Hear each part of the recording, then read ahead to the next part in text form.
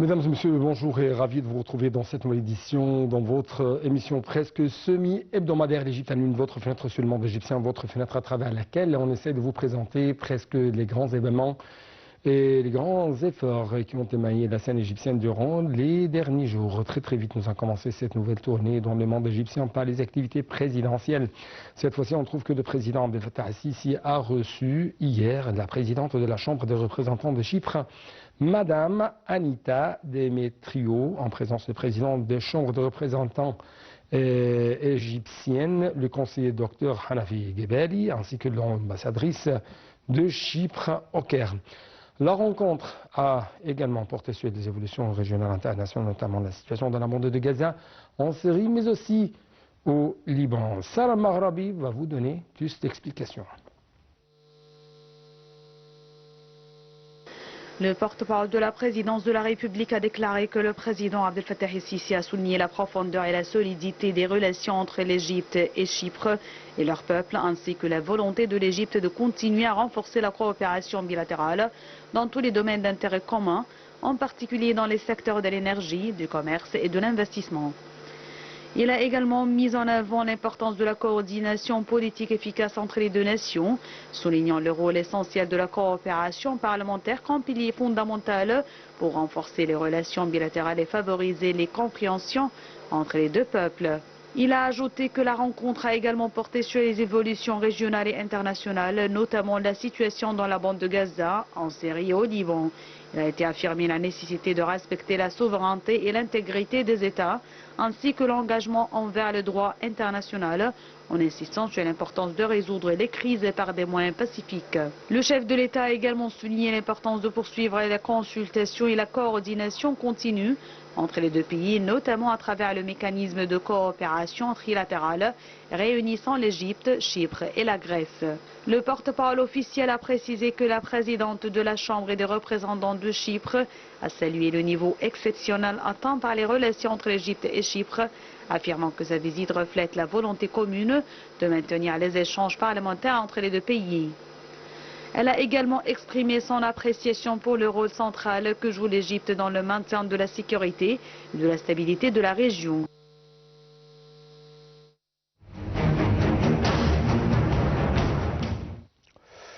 Au niveau arabe, le président Abdel Fattah al-Sisi a souligné l'importance de préserver la sécurité, mais aussi la stabilité au sein de l'Irak frère.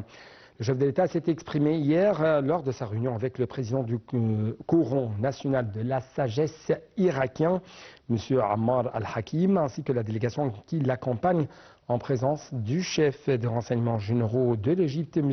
Hassan Rachad. Les explications tout de suite. Le porte-parole de la présidence de la République a déclaré que lors de la réunion entre le président Abdel Fattah el-Sisi et le président du Coran national de la sagesse irakien, le chef de l'État a souligné la volonté de l'Égypte de mobiliser toutes les ressources nécessaires pour soutenir les efforts de développement et répondre aux aspirations du peuple irakien. De son côté, M. Ammar el-Hakim a exprimé son appréciation pour les relations historiques qui unissent les deux pays et leurs peuples, mettant en avant le rôle de premier plan de l'Égypte dans la préservation de la sécurité et de la stabilité de la région, ainsi que de ses intérêts. Il a également salué le soutien continu de l'Égypte à l'Irak dans divers domaines. Le porte-parole de la présidence, l'ambassadeur Mohamed Chenaoui, a précisé que la rencontre a également abordé la situation régionale et ses répercussions. Les deux parties ont insisté sur la nécessité de mettre en œuvre l'accord de cessez-le-feu dans la bande de Gaza à ses différentes étapes, d'échanger les prisonniers et détenus et de faciliter l'entrée de l'aide humanitaire dans le territoire. L'importance de lancer un processus de relèvement précoce et de reconstruction de Gaza sans déplacement forcé de sa population palestinienne a été également soulignée, tout en rejetant toute proposition de déplacement du peuple palestinien afin d'éviter toute liquidation de la cause palestinienne et de prévenir toute menace pour la sécurité nationale des pays de la région. Dans ce cadre, il a été réaffirmé que la création d'un État palestinien sur les frontières du 4 juin 1967 avec Jérusalem-Est pour capitale est la seule garantie pour parvenir à une paix durable dans la région.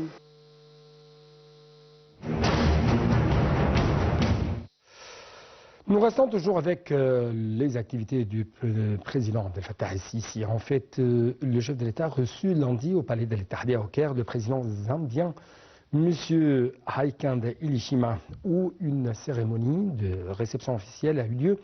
Les hymnes nationaux des deux pays ont été joués. Le porte-parole officiel de la présidence de la République, l'ambassadeur Mohamed Chinaoui, a déclaré qu'il y avait une réunion qui a été marquée par des entretiens bilatéraux suivis de discussions élargies auxquelles ont participé les délégations de deux pays. Toujours, les explications seront avec notre collègue Salam Maghrabi.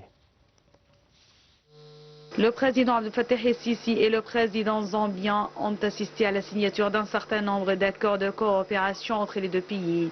Ils ont tenu une conférence de presse à l'issue de leurs entretiens, au cours de laquelle le chef de l'État a exprimé sa profonde appréciation pour les relations historiques entre les deux pays qui reflètent l'esprit d'intégration et de solidarité africaine.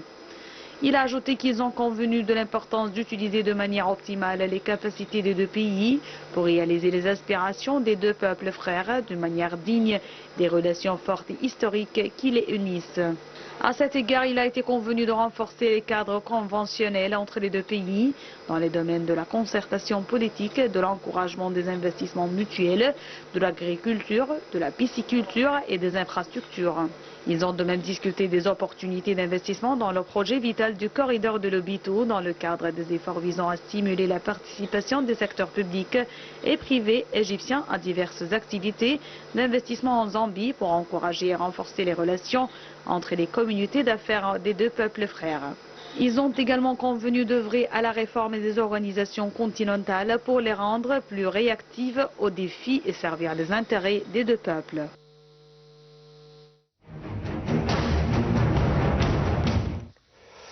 L'Égypte soutient le Soudan, mais aussi les institutions nationales du Soudan. C'est ce qu'a déclaré, c'est ce qu'a affirmé quand même le Premier ministre égyptien, Dr Mostafa Madbouli, lors de son entretien avec le chef de la diplomatie soudanaise, M. Ali Youssef Achirif.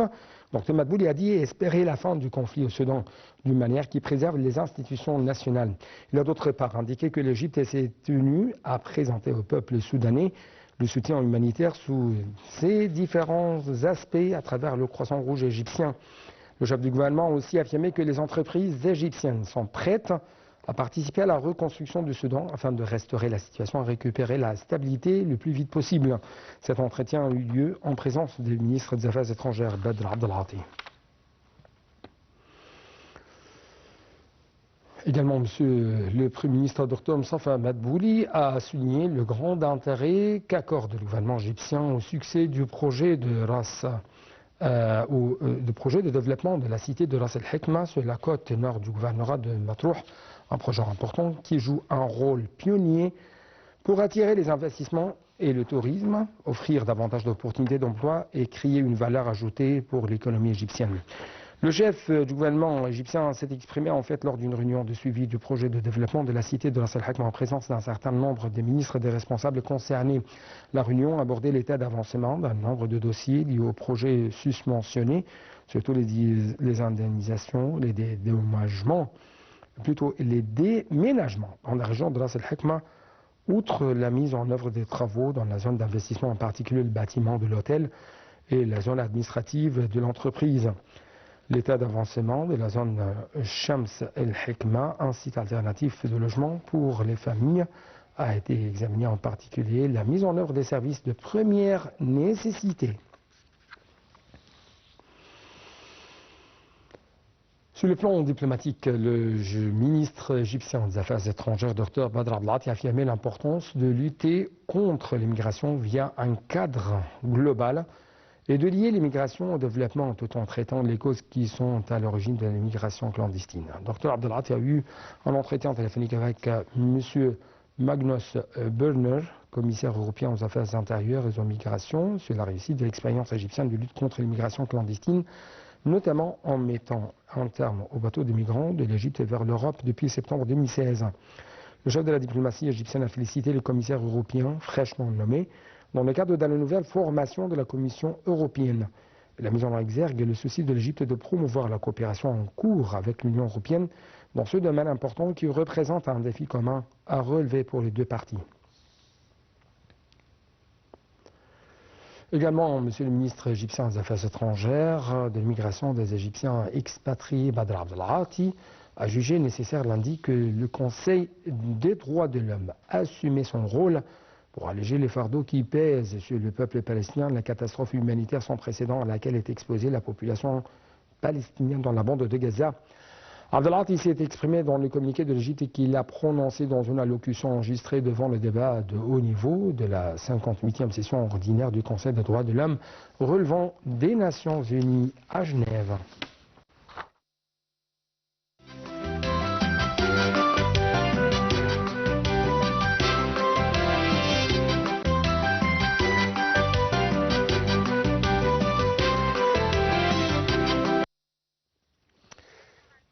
Donc, pour parler un peu plus d'autres nouvelles, cette fois-ci, on trouve notamment dans le domaine économique et dans le domaine du tourisme, le Conseil suprême des Antiquités a annoncé hier la fin des travaux de restauration de l'ancienne cité d'or à la région de Jabal Soukali, au sud-ouest de la ville de Marsa Alam, dans le gouvernorat de la mer Rouge.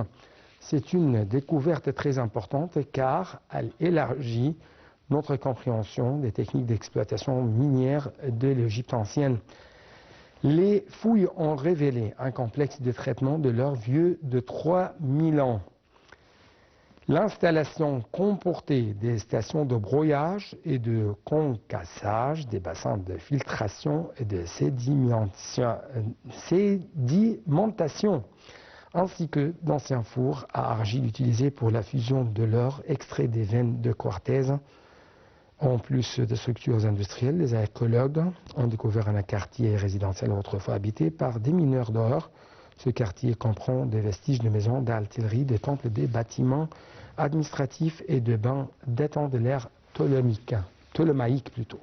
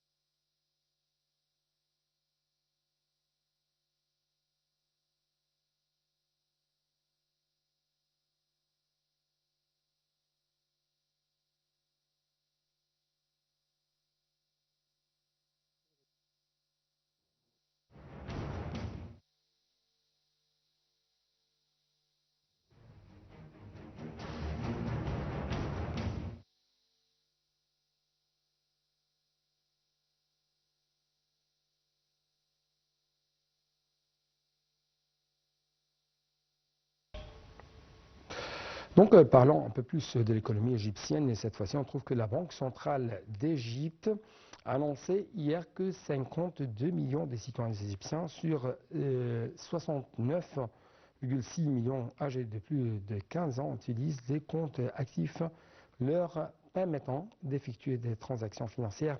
Ce chiffre comprend également les citoyens possédant des comptes bancaires et des comptes à la poste égyptienne, mais aussi des portefeuilles mobiles ou des cartes bancaires prépayées, sachant que la Banque centrale d'Égypte a modifié l'âge minimum d'ouverture de compte à 15 ans au lieu de 16, conformément à l'âge d'obtention d'une carte d'identité nationale.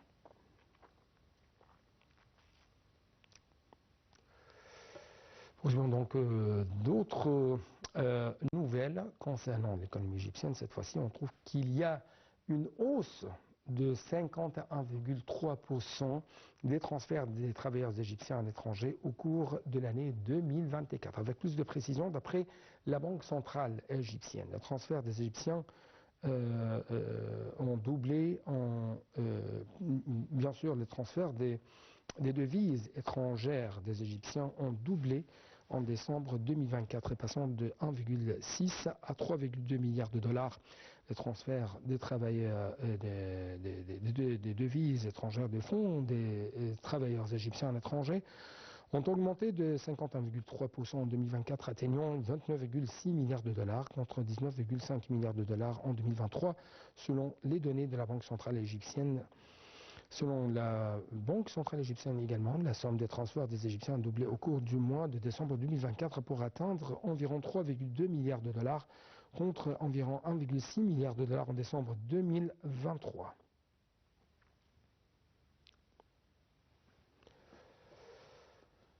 L'Égypte annonce de nouvelles opérations de forage dans 3 puits de champs Zohr.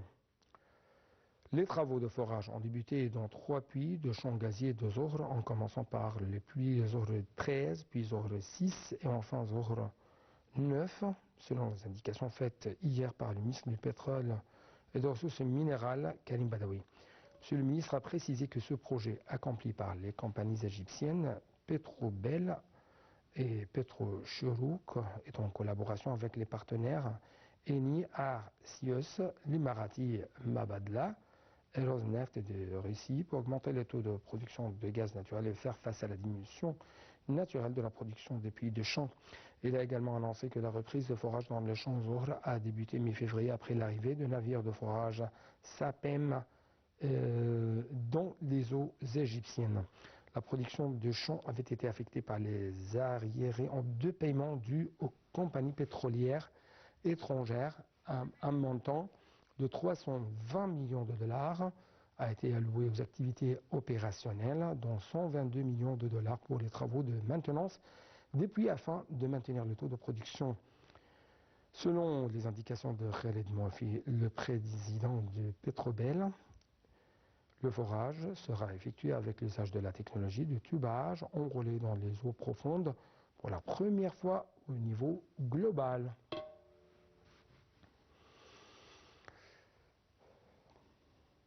Donc avec cette dernière nouvelle, nous devons clôturer notre tournée dans le monde égyptien. Merci beaucoup pour votre attention. Rendez-vous à la semaine prochaine, une nouvelle édition quand même de votre émission presque semi-hebdomadaire, l'Égypte à l'Une. Au revoir.